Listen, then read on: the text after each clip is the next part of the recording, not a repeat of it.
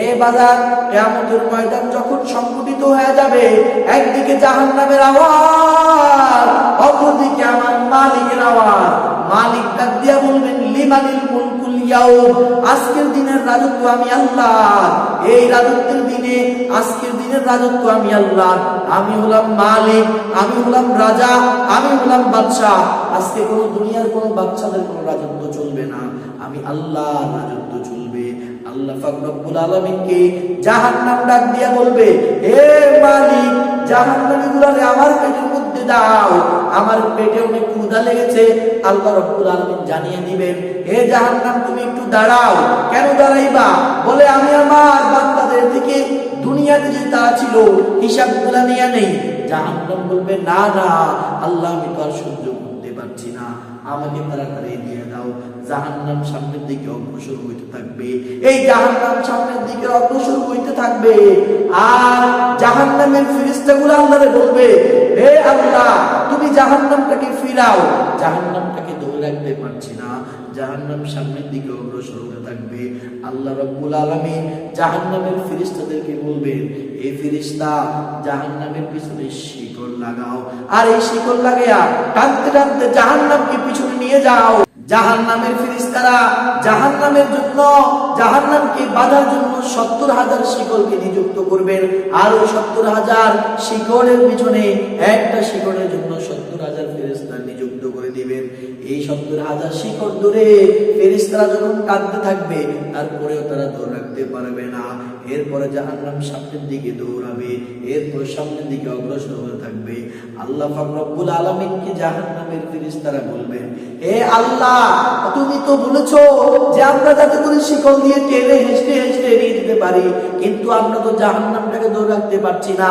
আল্লাহ রাব্বুল আলামিন জাহান্নামের ফেরেশতাদেরকে বলবেন, ও ফেরেশতারা, তোমরা শুনো, এই পাত্রের মধ্যে কিছু পানি রয়েছে, এই পানিগুলো জাহান্নামের দিকে ছিটিয়ে দাও।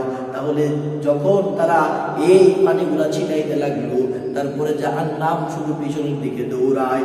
জাহান্নামের ফেরেশতা ডেকে বলে, ও মালিক, 70,000 শিকল বেঁধেও টেনে হেঁচড়ে আমরা নিতে পারছি না, কিন্তু এই ছোট্ট পাত্রের পানিগুলো এমন কি দামি পানি বলো আল্লাহ, এই জাহান্নামের দিকে ছিটাইতে দেরি আর জাহান্নাম পিছনে দৌড়াইতে দেরি নয়। আল্লাহ পাক রব্বুল আলামিন ডেকে বলবেন, হে জাহান্নামের ফেরেশতা, এই পানিগুলো কিসের জানো?